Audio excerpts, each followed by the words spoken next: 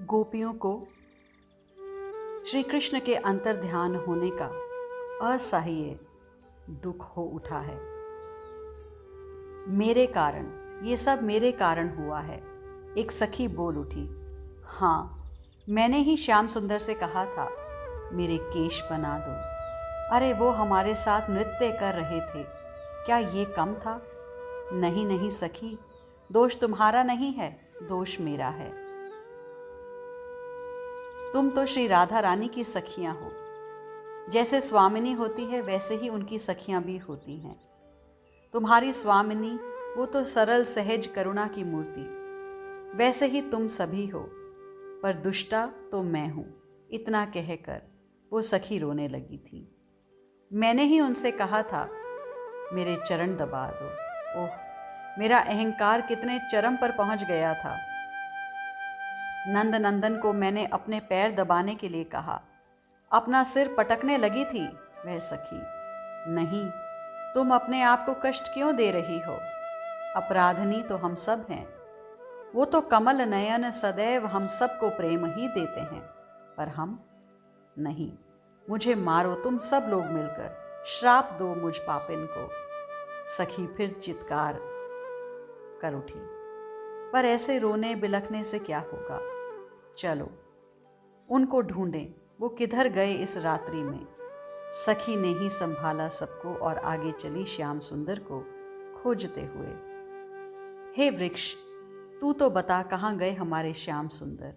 हे what, तू तो अवश्य जानता होगा, क्या इधर से गए हैं हमारे प्राणधन? अरे कदम, तुझसे तो बड़ा प्रेम करते हैं श्याम सुंदर, बताना किधर गए हमारे प्राणनाथ। पर इन वृक्षों ने भी कोई उत्तर नहीं दिया। तब गोपियां और उन्मादनी हो उठी।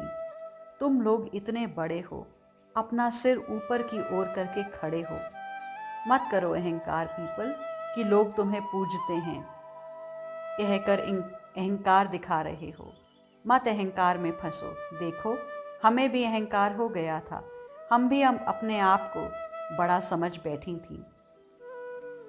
कृष्ण के हृदय की रमणी, कृष्ण की प्रेयसी, हमारी हर बात कृष्ण मानते हैं। पर क्या नहीं समझ बैठी थी? पर क्या हुआ देखो, आज छोड़ दिया हमें हमारे कृष्ण ने, तोड़ दिया हमारा अहंकार। ऐसे ही तुम भी ज़्यादा अहंकार ना दिखाओ। बता दो कहाँ है हमारा प्यारा। दूसरी गोपी तुरंत बोल उठी। अरे वट वृक्ष, तू तो बता कहाँ हैं हमारे प्राण, बता ना। छोड़, किससे पूछ रही है? इस वट ने देखा भी होगा तो इसको याद रहेगा। देख कितना बूढ़ा हो चला है ये, इसकी लंबी दाढ़ी तो देख। छोड़ इन सबको। तभी एक गोपी भागी आई। अरे कहाँ भाग रही हो? पीछे की गोपियों ने पूछा। ए मल्लिका, ए मालती, ए गुलाब, बताना हमारे श्याम सुंदर कहाँ गए? क्या इसे पता होगा? दूसरी गोपी ने उससे पूछा। क्यों नहीं पता होगा इसे? इन फूलों को जहाँ हमारे प्रियतम देखते हैं छूते ज़रूर हैं। इन्हें भी छुआ होगा। क्या इन्हें भी छुआ होगा हमारे प्रिय ने? सब गोपियाँ दौड़ी, फूलों को चूमने लगीं, फूलों को अपने देह से लगाने लगीं। इन फूलों को स्पर्श किया है हमारे कृष्ण ने। तुम्हें कैसे मालूम कि कृष्ण ने इन फूलों को स्पर्श किया होगा? एक सखी बैठी रही और पूछती जा रही थी। हाँ, तभी तो इन फूलों में इतनी प्रसन्नता आई है। देखो, बिन श्याम सुंदर के छुए क्या ये फूल इतने प्रसन्न होते? पर ये कुछ बोल नहीं रहे। आम, नीम, तमाल, भैया तुम तो कुछ बोलो, बोलो ना, हमारे कन्हैया कहाँ गए? किंतु ये भी कुछ नहीं बोल रहे। अरे तुम तो संत हो, तुम तो परोपकार करने वाले संतों से भी महान हो। हे वृक्षों, तुम तो कुछ बोलो, हमारे ऊपर कुछ तो उपकार कर दो। गोपियां फिर रोने लगी। नहीं नहीं, इन वृक्षों को परेशान ना करो तुम लोग। एक गोपी फिर उठाई और वह सबको समझाने लगी। देखो, ये हैं इस वृक्ष के आंसू। इसका मतलब ये वृक्ष भी कृष्ण के वियोग में दुखी हैं। ये हमारा ही साथ दे रहे हैं। हमारे दुख से इन्हें भी दुख हो रहा है, इसलिए इन्हें अब ज़्यादा परेशान न करो। उस गोपी के ऐसे वचनों को सुनकर अन्य गोपियां माफ़ी मांगने लगी थीं उन वृक्षों से। वो देखो, वृंदा, हाँ, वो तो हमारे कृष्ण की प्रिया है। अब सब गोपियां भागकर तुलसी के पास आ गईं। अरे कृष्ण प्रिय तुलसी, तू तो बता कहाँ गए हमारे प्राण। तू तो अवश्य जानती होगी, बताना कहाँ गए, किस ओर गए हैं। हमारी स्थिति अब ठीक नहीं है, तू ही हमारी सहायता कर। हे वृंदा, पर उस गोपी की बात का वृंदा ने भी कोई उत्तर नहीं दिया। सखी फिर आगे आई। अजी छोड़ो इसे, तुम लोगों को पता है ये हमारी क्या लगती है। इसे पता भी होगा ना तो भी हमें नहीं बताएगी, इसलिए इससे बात ही मत करो, चलो आगे। हे धरित्री, तुम तो कुछ बता दो। कुछ गोपियां अब चल नहीं पा रही हैं, उनके देह में कंपन होने लगी है, उनके अश्रु इतने बह रहे हैं कि लगता है कि स्नान ही कर रही हैं अश्रुधार से। ऐसे गोपियां बैठ गईं। तुम्हें देखकर तो नहीं लगता कि हमारी तरह तुम भी विरह से भरी हो। नहीं, देखो इन्हें, इस पृथ्वी को हरे हरे घास उग गए हैं। ये क्या है? ये प्रसन्नता है इस पृथ्वी की। अपने कोमल चरण इस पृथ्वी में वे रख रहे होंगे ना, इसलिए तो प्रफुल्लित है। ए पृथ्वी, बताना कहाँ गए हमारे श्याम सुंदर। पर ये क्या, आगे कुछ गोपियों का समूह चला गया था।